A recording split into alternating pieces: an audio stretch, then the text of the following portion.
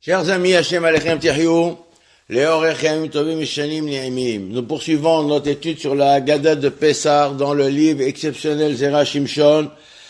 Nous sommes Parashat Bo, Haggadah de Pessah, Darush Gimel, au milieu du Darush Gimel. Donc nous avons vu précédemment qu'il y a deux notions qui sont mentionnées ici. Quand nous disons, quand le Maggid dit Avadim Aïnou le Pharaon ben Mitzraïm, que nous étions esclaves de Pharaon en Égypte, donc il y a ici un double exil, double esclavage, non seulement de Pharaon et aussi en Égypte. Et le Rav a développé le concept que l'Égypte et Pharaon sont deux notions qui s'associent.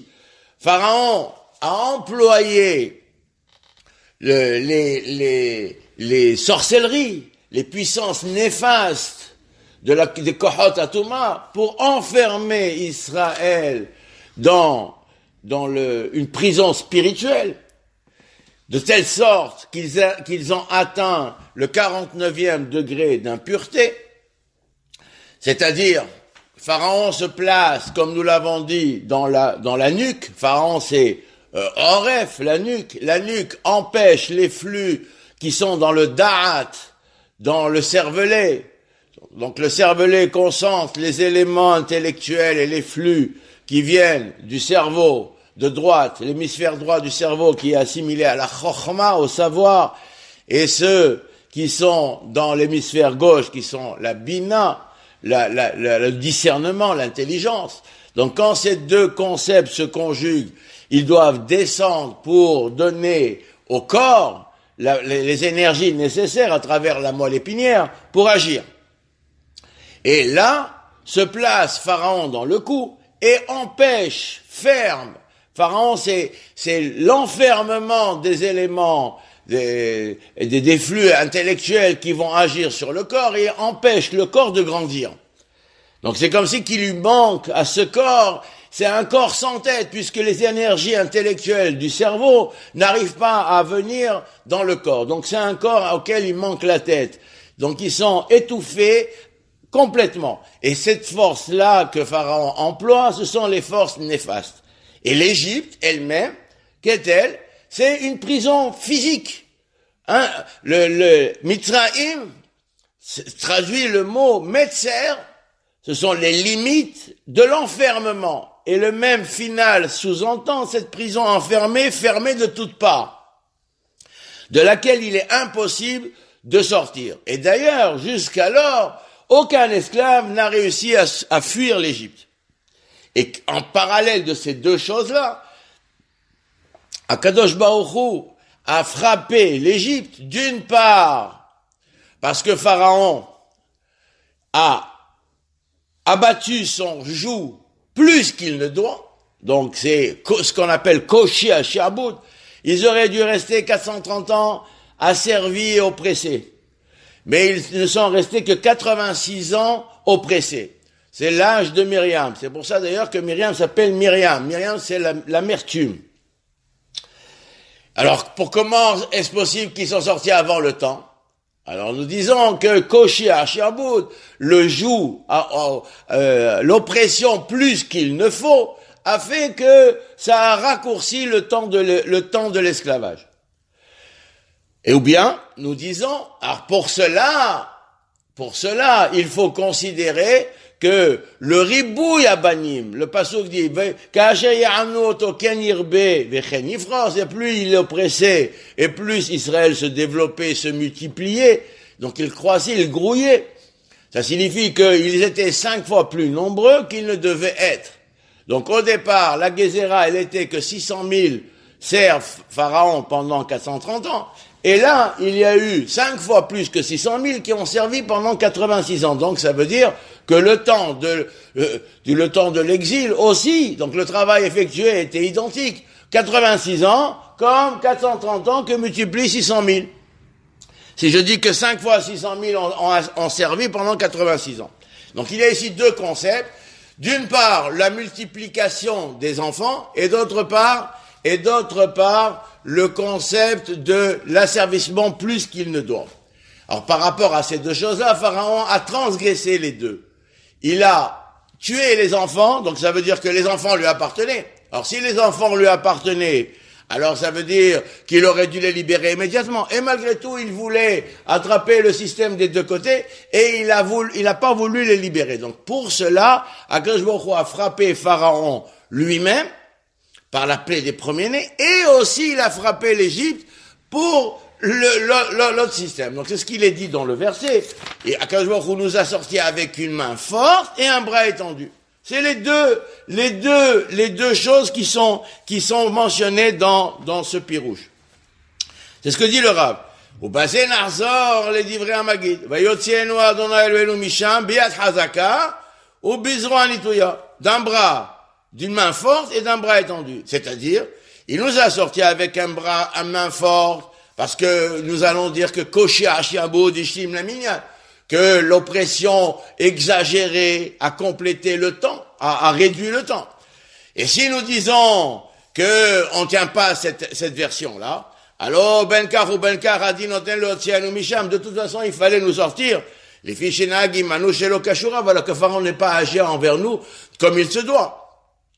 Veliot loke mida keneged mida, she'arak benenu. Il nous a tué les enfants. Alors, s'il nous a tué les enfants, le Akadosh Baruch Hu aussi va lui tuer Bizro Anituya, un bras étendu. Qu'est-ce que le bras étendu? C'est l'épée qui a frappé la plaie des premiers-nés.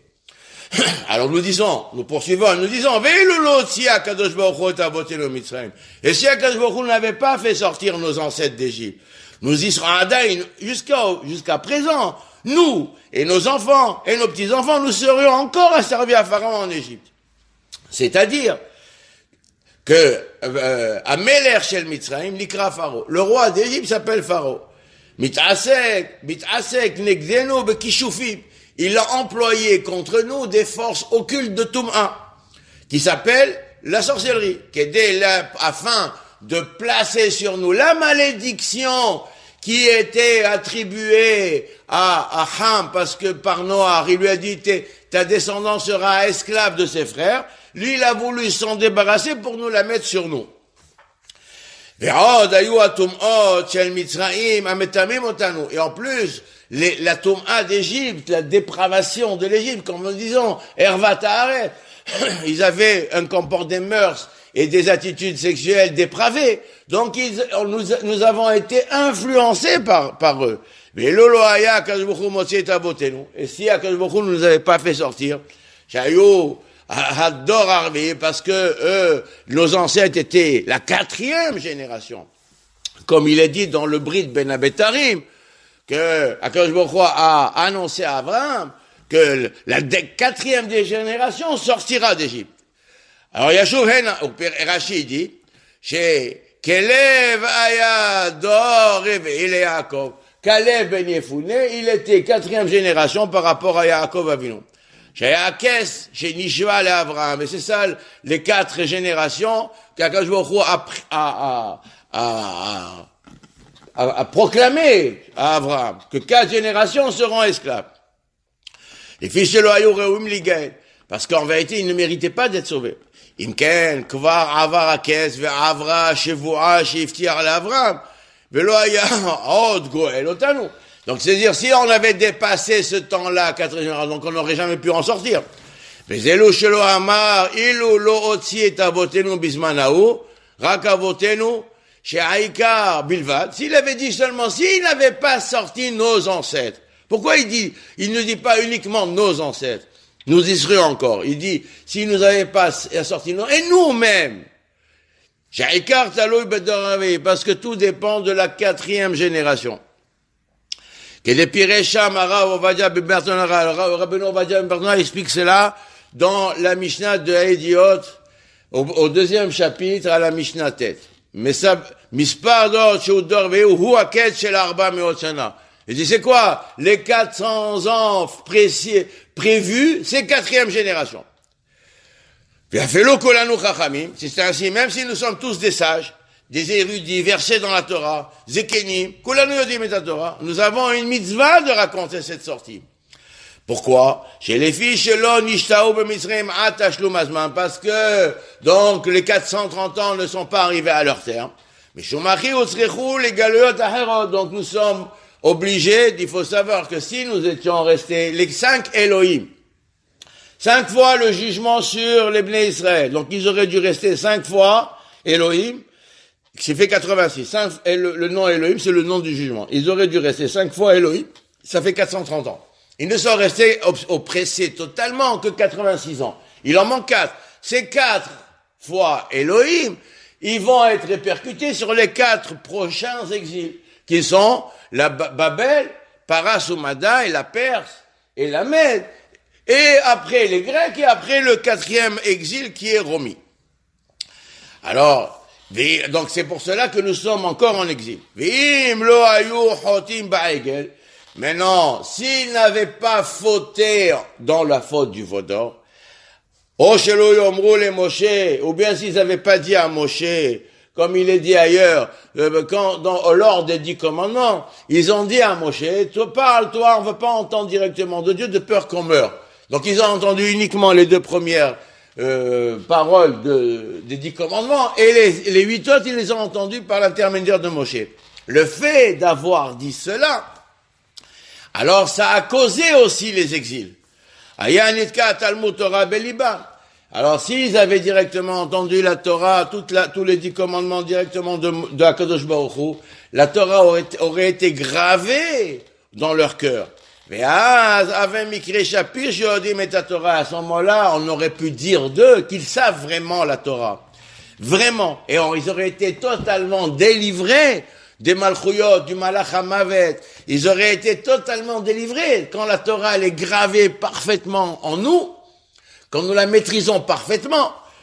Alors à ce moment-là, on est totalement délivré. Comme il est dit, gravé sur les tables, harut ala luchot, ne dit pas gravé, dit libéré. Antikre harut et la herut. Salgalatar, shimayu kulam chachamim, que si à cette époque ils étaient vraiment chachamim, donc c'est ça le concept même de chachamim.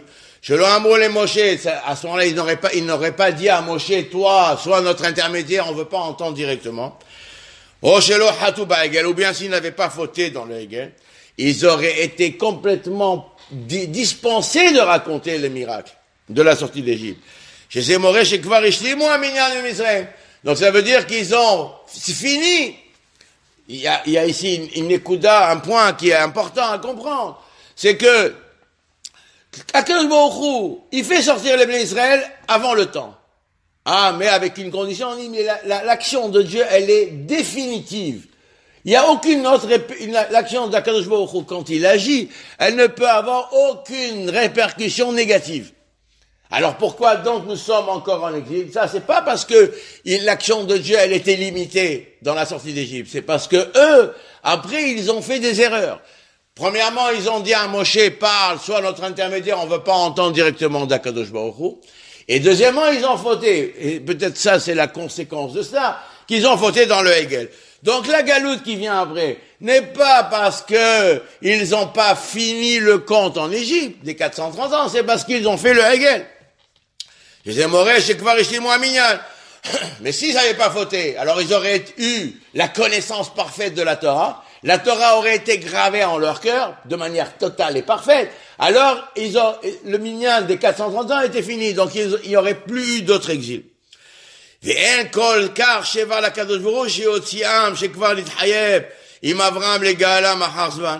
à ce moment-là, donc il n'y a plus tellement de louanges en racontant HaKadosh Baruch Hu, il l'a fait sortir en 100 ans. Et il l'a fait sortir avant, mais c'est ça le temps. Puisque nous avons dit, c'est que le nombre ou l'oppression exagérée a complété le temps des 430 ans. Et la 4e génération, c'est le temps de la libération. À ce moment-là, il n'y aurait pas eu tellement de louanges à dire qu'Akadosh Baruch Hu nous a sortis d'Égypte. Puisque c'est la promesse qu'il a faite à Abraham. Et malgré tout, nous allons dire, mitzvah alenu les saper. Malgré tout, il y a une mitzvah de raconter. Pourquoi? Les gamres, lui, il nous a sortis d'Égypte parfaitement réparé, parfaitement libre, total. En kol kar shevar lanu nami im lo nehetaot. Donc là, le shevar qu'on va raconter, c'est parce qu'après nous avons fauté. De suite nous sommes sortis d'Égypte. Nous étions esclaves de Pharaon en Égypte, nous sommes devenus les serviteurs de Dieu. Donc si on est dans les serviteurs d'Akadosh, sous sa domination, rien ne peut nous arriver. Il n'y a plus d'autre exil. Donc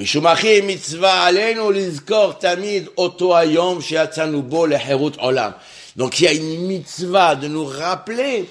Il ajoute ici le Rav un concept extraordinaire. C'est qu'en fait, la sortie d'Égypte a fait de nous une liberté définitive. Dans l'action de Dieu de la libération d'Égypte est contenue une action éternelle de libération.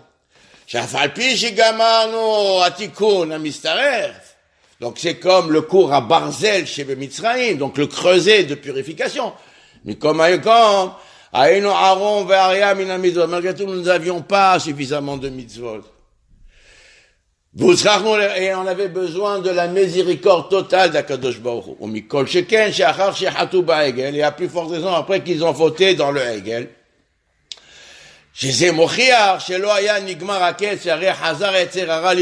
Alors à ce moment-là, le Yetzer Hara a repris sa place. Et on est à présent, parce que le Yetzer Hara a pris sa place, nous sommes passifs, nous devons payer cette action-là du Hegel dans les 4 autres exils. On